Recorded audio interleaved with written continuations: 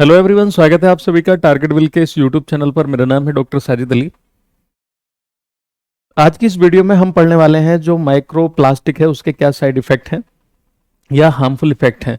जो harmful effects हैं, जो हानिकारक प्रभाव हैं, उसके बारे में हम समझेंगे और ये वीडियो आपके लिए बहुत ही ज़्यादा हेल्पफुल हो सकती है, क्योंकि हमें पता नहीं होता कि हम किस दौर से गुजर रहे होते हैं और हमारे साथ कुछ ऐसा हमारे साथ में होता है जो हमें पता भी नहीं होता और हमें नुकसान पहुंचा रहा होता है। उसको हम बोलते हैं साइलेंट किलर, गुमशुम हत्यारा टाइप का या छुपा हुआ जो हत्यारा होता है, उसी टाइप का है ये माइक्रोप्लास्टिक।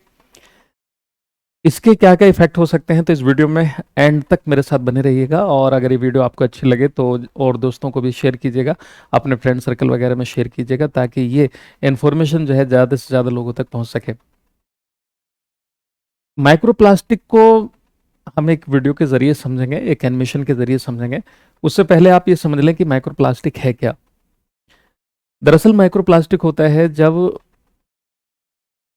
प्लास्टिक के जो पार्टिकल्स होते हैं या टुकड़े होते हैं उनका साइज 5 माइक्रोमीटर से छोटा, मतलब उससे कम हो जाए।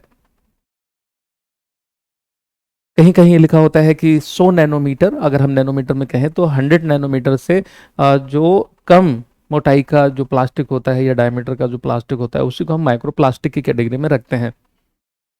150 नैनोमीटर से ऊपर का जो प्लास्टिक होता है उसको हम मैक्रो प्लास्टिक की कैटेगरी में रखते हैं। माइक्रो की तुलना में मैक्रो जो होगा वो कम हार्मफुल होता है, कम हानिकारक होता है, तो हम कह सकते हैं कि जो माइक्रो लेवल का प्लास्टिक है वो ज़्यादा हार्मफुल होता है। वैसे भी कहा जाता है कि जब 50 माइक्रोमीटर से कम मोटाई का प्लास्टिक होगा तो वो जल्दी बायोडिग्रेडेबल नहीं हो पाता, मतलब जल्दी उसको जो जैव होते हैं निम्नीकृत नहीं कर पाते हैं, उनको पार्टिकल्स में नहीं तोड़ पाते हैं। अब ये ऐसा नहीं है कि हम जैसे पॉलीथीन है, पॉलीथीन को हम माइक्रोप्लास्टिक की कैटेगरी में हम रख सकते हैं, क्योंकि उसका जो डायमीटर है वो 50 माइक्रोमीटर से कम का अगर हुआ, क्योंकि कुछ पॉलीथीन मोटी होती है, कुछ पतली होती है, तो जो जितनी ज़्यादा बारीक पतली होगी, जिसका डायमीटर कम होगा, वो समझ लेना कि वो उतना ज़्यादा हार्मफुल है। अब यहाँ पर बात उसी की नहीं कि हम जो है कि शीट की फॉर्म में देखेंगे, ऐसा नहीं है।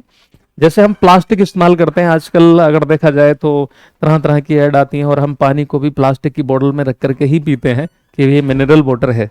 एक फैशन सा बन गया है। अब क्या किया जाए कि कुछ शहर में ऐसा ही है कि पानी जो है वो ग्राउंड वाटर जो है उस लेवल का है नहीं, तो उसको फिल्टर करके प्लास्टिक की बोटल्स में भर भर के हम बेच रहे हैं। आज पानी की बोतल से लेकर के दवाइयों के साथ साथ अगर देखें तो जो खाने पीने की सामग्री है वो भी सब जो है पॉलीथीन में ही आ रही हैं। कुरकुरे, टेढ़े मेढ़े, आड़े टेढ़े, ये इस तरह की चीज़ें।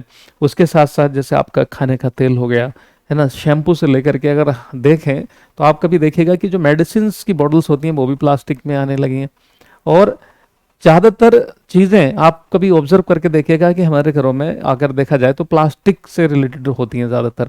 जितने भी वायर हैं तो जाहिर बात है पीवीसी लगा होगा उसके ऊपर, पॉलीविनाइल क्लोराइड, या और भी इलेक्ट्रॉनिक गुड्स वगैरह हम देखें, जो इलेक्ट्रॉनिक अप्लायंसेस हैं ये सब भी उनकी बॉडी वगैरह जो होती है प्लास्टिक की बनी होती है। तो चलिए मैं समझाता हूँ आपको यहाँ पर ये कि जो प्लास्टिक है जैसे हमने फेंक देते हैं, कचरे में हम फेंक देते हैं, तो कई बार क्या होता है, वैसे तो प्लास्टिक नॉन बायोडिग्रेडेबल की कैटेगरी में आता है। उसको जल्दी जो सूक्ष्म जीव होते हैं, बैक्टीरिया वगैरह, ये जल्दी से उसको क्या है निम्नीकृत नहीं कर पाते, लेकिन एक लॉन्ग टर्म में अगर देखा जाए तो वो डिग्रेड होता है, लेकिन बहुत ही स्लो रेट से होता है। तो जो पार्टिकल्स हैं वो क्या है माइक्रो लेवल के बनने लगते हैं। यानी जो बड़ी बड़ी बोटल्स होती हैं या बड़े लेवल का जो प्लास्टिक का कचरा वगैरह होता है, वो जब वो टूटता है, डिग्रेड होता है या किसी तरह से छोटे पार्टिकल्स में टूट जाता है, तो वो 5 माइक्रोमीटर से कम का हो सकता है, जो हमारी बॉडी में एंटर कर सकता है और हमारे ब्लड सर्कुलेटरी सिस्टम में भी जा सकता है, जिसकी वजह से हमारा नर्वस सिस्टम ब्लॉक हो सकता है, हमारी किडनी खराब हो सकती है, हमें रेस्पिरेटरी प्रॉब्लम हो सकती है और भी हमें बहुत सी अन्य प्रॉब्लम हो सकती हैं। कैंसर जैसी समस्याएं भी आजकल जो है प्लास्टिक, माइक्रो प्लास्टिक की वजह से हो रही हैं। अगर देखा जाए कई रिसर्च में यह भी बताया गया है कि जो बच्चा अभी पैदा हुआ है, यानी जिसने अभी जन्म लिया है, उसकी बॉडी में भी माइक्रो प्लास्टिक के पार्टिकल्स देखने को मिले। तो ये कैसे? क्योंकि उनकी मदर ने ना जो है प्लास्टिक की चीज़ों में रखी हुई चीज़ें खाई होंगी या किसी तरह से माइक्रो प्लास्टिक जो है वो एंटर हो गया होगा। ऐसे मान करके चलिए कि जब पानी की बोतल्स वगैरह होती हैं, या जो प्लास्टिक होता है या कोई सा भी कचरा अगर वाटर बॉडी में चला जाए, जलाशय में चला जाए, किसी तालाब पोखरे में इनमें चला जाए, तो वहां पर जब वो डिग्रेड होगा और मान लो उसके जो पार्टिकल्स हैं वो जैसे मछलियों के अंदर चले जाते हैं, तो मछलियों से बड़ी मछलियों में जाएंगे, फिर वो हमारी बॉडी में आ जाता है। या फिर ऐसे मान के चलें, पहले जैसे माइक्रो जो प्लास्टिक है फाइटोप्लैंक्टन्स में, फिर जूप्लैंक्टन्स में, उसके बाद में छोटी मछलियाँ, बड़ी मछलियाँ, तो उसको फिर जो ह्यूमन खा लेता है, कंज्यूम करता है, तो फूड चेन के जरिए भी आ सकता है। और आप सबने पढ़ा होगा कि जब एक ट्रॉफिक लेवल से अगले ट्रॉफिक लेवल में किसी चीज की सांद्रता बढ़ती चली जाती है, तो उसको हम क्या है, बायोमैग्निफिकेशन बोलते हैं, जैव आवर्धन बोलते हैं। और जैव आवर्धन का कंसेप्ट ज्यादातर आपने बुक्स वगैरह में पढ़ा होगा कि वो वाटर बॉडी में हम देखते हैं, बट ऐसा दरअसल है नहीं। फूड चेन तो कोई सी भी बन सकती है, चाहे वो स्थलीय फूड चेन हो या चाहे वो आपकी जो है एक्वेटिक फूड चेन हो, जलीय फूड चेन हो, उसमें भी हो सकता है। समझ रहे हैं? तो अब मान लो हमने इसको मिट्टी में, खेत में डाल दिया, जैसे कई बार पहुंच जाता है कचरा किसी तरह से। अब उसमें भी जो माइक्रोब्स होते हैं उसको डिग्रेड करने की कोशिश करते हैं। कई बार जो है वो जो प्लास्टिक होता है, जैसे जब प्लोइंग की जाती है, जुताई वगैरह की जाती है, तो वो छोटे टुकड़ों में टूट जाता है। प्लांट उसमें के कुछ ऐसे प्लांट्स होते हैं जो रूट्स के जरिए उस माइक्रो प्लास्टिक को अपने अंदर एब्जॉर्ब कर सकते हैं। उनको जब उसमें जो मतलब जो माइक्रो प्लास्टिक पहुंचेगा, वो किसी क्रॉप के जरिए वो हमारी बॉडी में आ सकता है। या फिर ऐसे भी आ सकता है कि जो फोडर होता है, चारा, चारे वाली कोई फसल है ना, उस तरह से, या चारे बतौर किसी फसल के रेजिड्यू को हमने इस्तेमाल किया, और वो मान लो कोई मवेशी खाता है ना, और उसकी बॉडी से दूध हमारी बॉडी में आएगा, तो इसका साइड इफेक्ट हमारी बॉडी में आ सकते हैं। और ऐसा चौंकने वाली बात नहीं है कि ऐसा हो सकता है कि नहीं। आप सबने पढ़ा होगा जो चिरनोबिल डिजास्टर हुआ था, चिरनोबिल डिजास्टर अभी तक दुनिया का सबसे बड़ा डिजास्टर है, वो न्यूक्लियर डिजास्टर रहा है वो।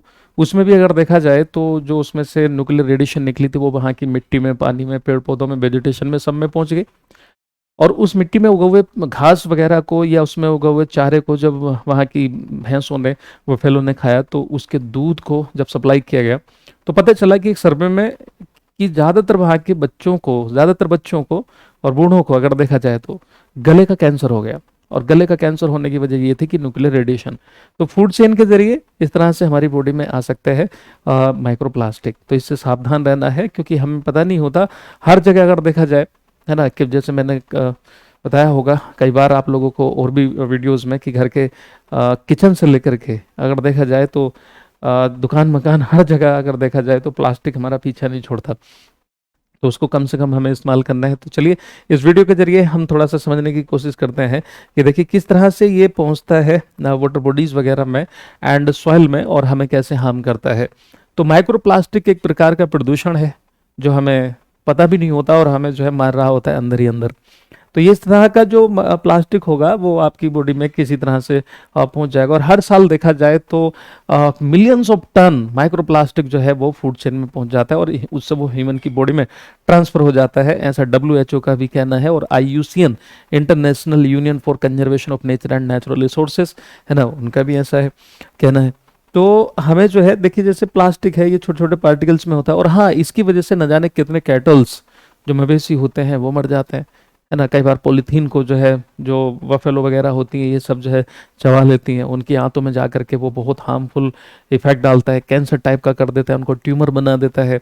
तो ऐसा ना करें, और इसको जो है वही जो हमारा 3R वाला कंसेप्ट है। तो अभी आप फिलहाल समझिए कि जो माइक्रो प्लास्टिक है ना, मेडिसिन की बोतल से लेकर के अगर देखा जाए तो हर जगह, है ना, इसी चीज़ में पैक होकर के आ रही हैं चीज़ें, समझ रहे हैं। तो ये सब जो है माइक्रो प्लास्टिक जिस तरह से सॉइल में पहुंच जाता है, जैसे आप यहाँ पे देख रहे हैं, तो जब इनको बैक्टीरिया डिग्रेड करने की कोशिश करते हैं, हालांकि जो है बहुत जल्दी डिग्रेड ये होता नहीं है, तो उसकी वजह से जर्म्स भी हमारी बॉडी में जल्दी एंट्री मारने की कोशिश करते हैं, हमारी इम्यूनिटी कम होने लगती है, तो और बहुत सी चीज़ें हैं। सॉइल की जो है फर्टिलिटी जो है ख़राब होने लगती है, इसकी वजह से वाटर होल्डिंग कैपेसिटी में भी प्रभाव पड़ता है।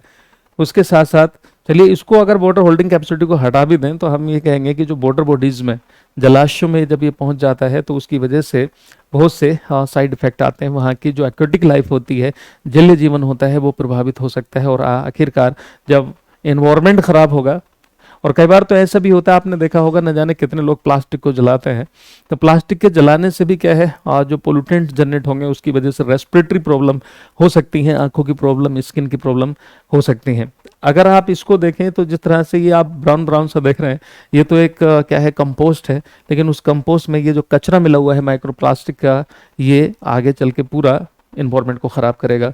तो आप अवेयर करिए लोगों को, आप खुद भी अवेयर रहें। कहीं ऐसा तो नहीं कि हम ही बहुत माइक्रोप्लास्टिक कंज्यूम कर रहे हैं और हमारी बॉडी में कैंसर होने के चांसेस बढ़ जाएं।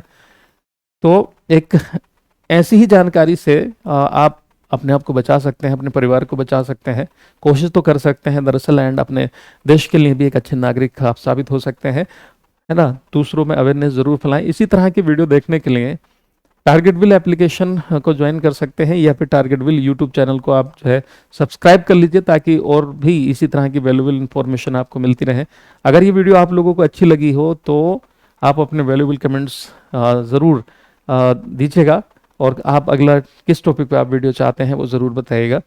तो मिलते हैं आपसे अगली वीडियो में, और इसी तरह की वैल्यूबल इंफॉर्मेशन आपको मिलती रहेगी।